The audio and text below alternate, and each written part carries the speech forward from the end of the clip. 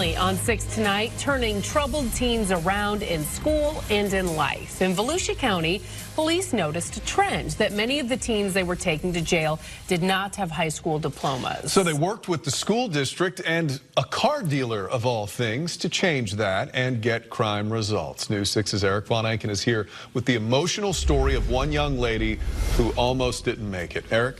And guys, she actually made me cry. I think you will in a minute, too. This tutoring program they started in Volusia County is for high school seniors who are almost there, who can finish all of the required courses, but who failed or didn't take the FSA test for one reason or another. My dad passed away 2 days before his birthday at the end of the school year, my 8th grade year. After losing her father, Tara Frazier had a really good reason to give up. I didn't want to do school anymore. I was so upset about not having a dad. I didn't have a lot of friends, gained a bunch of weight. By the time she was ready to come back to Deltona High School, her senior year last August, she was a year and a half behind. Graduation and a diploma were out of reach and out of mind. Let's take about 20 minutes to do the exercise. Until Mr. G and something called Aspire, a Volusia County Schools tutoring program to get kids back on track towards graduation. And when you don't have that, you're starting out sort of behind everybody else. Many of the young people arrested do not have diplomas. They didn't have any other choice but crime, the Police Athletic League of Central Daytona Beach discovered. So they secured a life-changing donation, $100,000 from Daytona Toyota to get crime results. Just a couple of hours after school, twice a week, and it literally could have been the one reason that actually is why I get to graduate. So suddenly, Tara and 20 students at each of Volusia County's high schools now have a choice and a chance. Tara got to work with Mr. G, catching up on her courses. They're giving you a little bit of a backstory. And studying for the ACT or the SAT, getting a minimum score would count for a diploma. When you really want something, you gotta work for it, even if it's hard. Even if you've been through a bunch of crap, even if you want to cry every single day, if I can get through high school, imagine how great life is going to be. If I can get through this last month, I can get my cap and gown. I'd be my mom's first daughter to graduate, my dad's first kid to graduate. Thanks to Aspire, Mr. G, and Tara's newly discovered determination, she is now back on track, not just for graduation, but hopefully, she says, for life. I want a good life. I want to be that 40-year-old woman and look at my 10-year-old child and be like, she's going to be okay. He's going to be okay. He's going to get an education, and he's going to get a good job, and he's going to have a great life. That's all I'm worried about. And I'm only 18. Last weekend, Tara went to prom, and she showed me for the first time in her life she made the honor roll. And you know what else motivated her? She says that Aspire program gives kids a $250 scholarship, they call it, just to be able to buy a few things they want. $250 to many of these kids, they tell me, is a whole lot of money and a whole lot of reason not to quit, guys. Absolutely, and she is wise beyond her years. That she is. We wish her the very best. You were right. The allergies are kicking up in here for sure. Eric Von Enken, well done.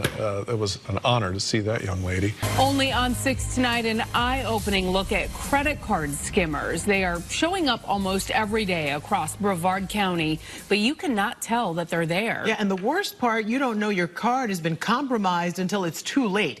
Deputies are now out to stop these skimmers before you become the target. News 6's Eric Von Enken got an inside look at how the special unit at the sheriff's office is getting crime results. And Eric, this is something that impacts most of us. Ginger, I had no idea how good the crooks have gotten at stealing credit cards, how slick the new technology is, and how big this skimming ring, it's actually a ring, really is. I found out the bad guys now use wireless Bluetooth to transmit credit card numbers from their skimmer inside the pump to their computers inside their cars.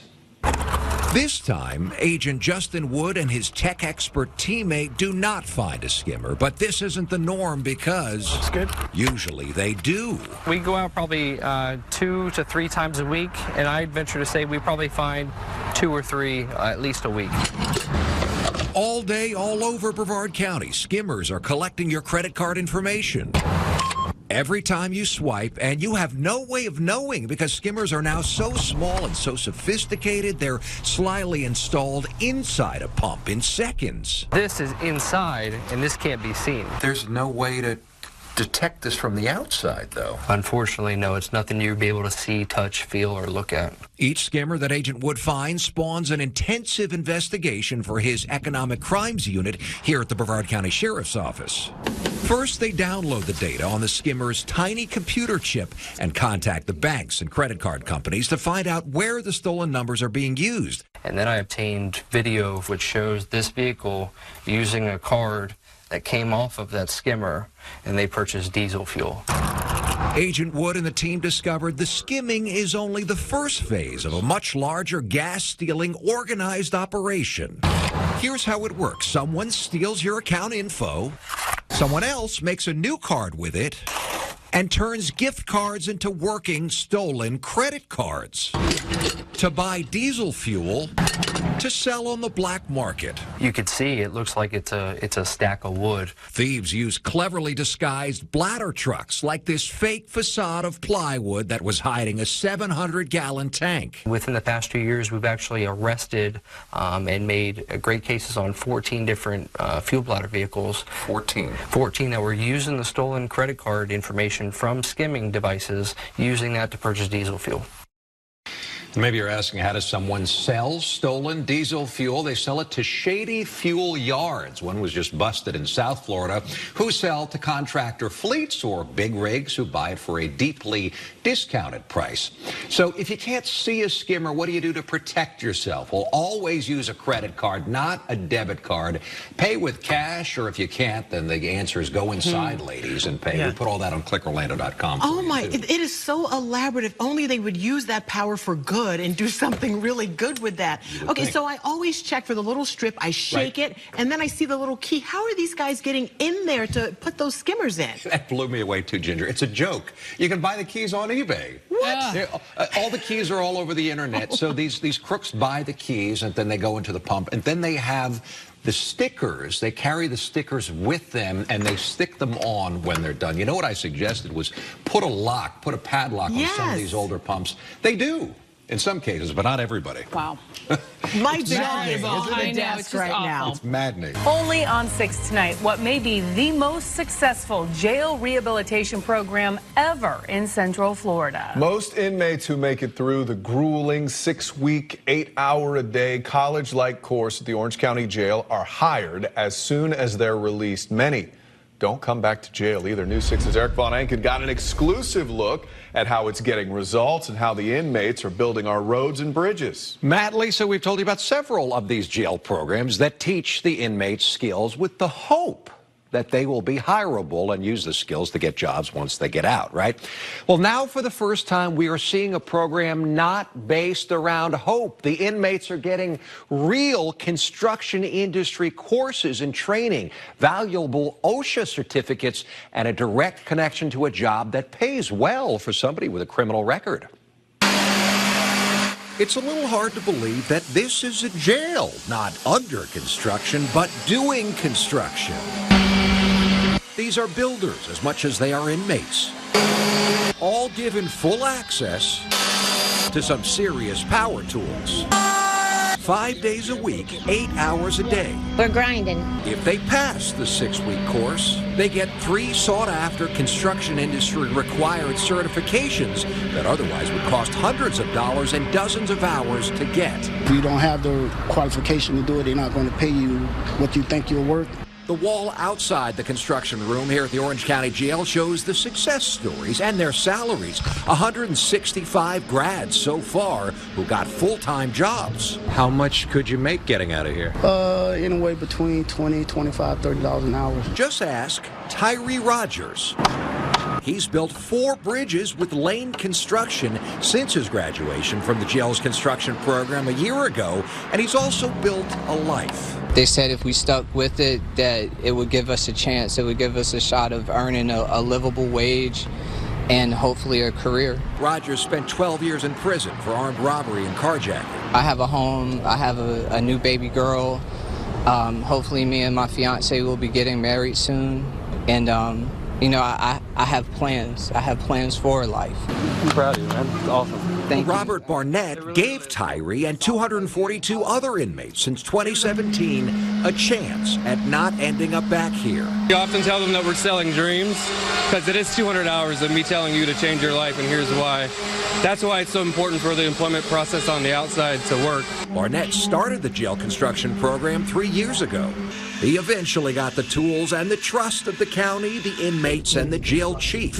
It's producing positive results because they're out there and they're getting employed. And that is the key to getting crime results, the chief says, lining up jobs so as soon as they're released, the inmates go to work, not back to the streets. I have to look in the mirror because I can't believe it, especially when I look at my little daughter. Tyree told me he has health benefits, a 401k, paid vacation. He's very excited about all of that.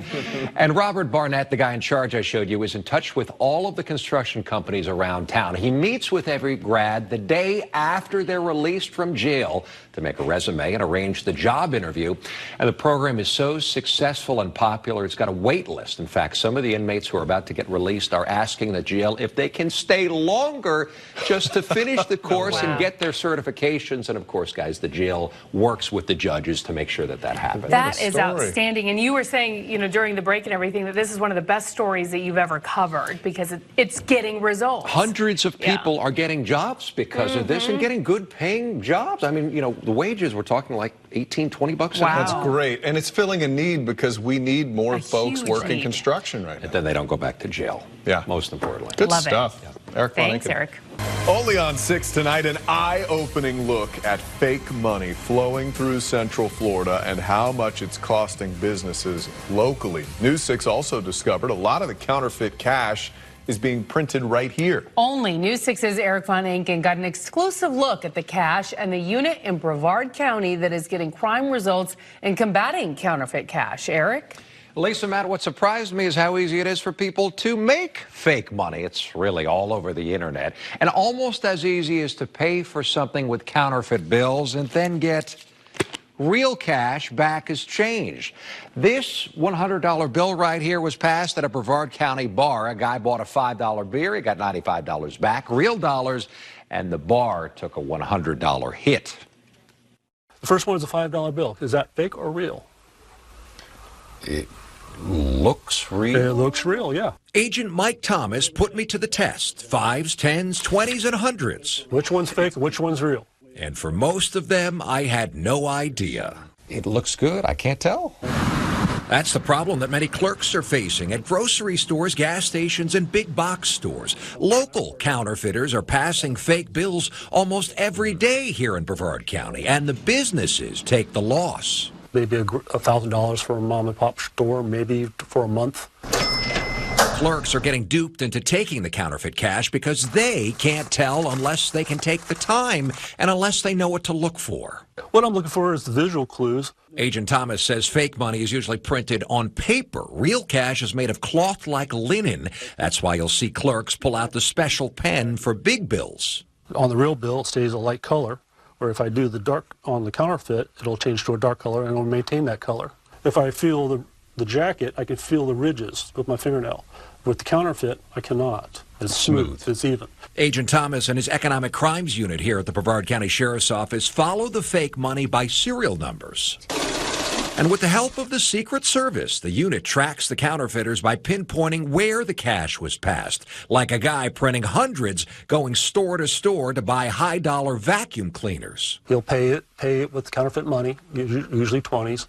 Then he'll just go up the road to the next store, that same business, and now he has a receipt in hand, and he'll say, I don't want this vacuum cleaner, and do a return, and he gets real money back. Agent Thomas says fake money makers may get away with some real cash, but they won't get away for long. We get your information, we get your picture, we get license plates, we get all the information we can, and we track you down. Agent Thomas says you can help and you should help because if you get caught with counterfeit bills, you are the one who loses out.